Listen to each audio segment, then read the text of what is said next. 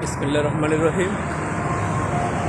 আপনি আজকাল যখন সত্য কথা তুলে ধরবেন মানুষের সামনে সোশ্যাল মিডিয়াতে, তখন আপনি পাগল হবেন, অনেকে অনেক কিছু বলবে, কিন্তু যারা আপনাকে বলবে এরা হচ্ছে আসল পাগল।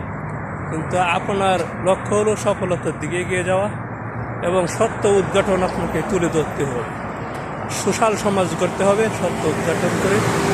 এবং সত্য যদি একাও থাকে তাহলে আপনার সত্যের পক্ষে একাই আপনাকে লড়তে হবে, কিন্তু মিথ্যাকে আপনাকে বিরক্ত করতে হবে, যে সত্যই আপনাকে উপরে নিয়ে যাবে। মিথ্যা যে বলবে আপনাকে মিথ্যা সংস্কার করবে, সে অবশ্যই 2 দিন আগে এবং পরে হোক সে ধ্বংস হবে।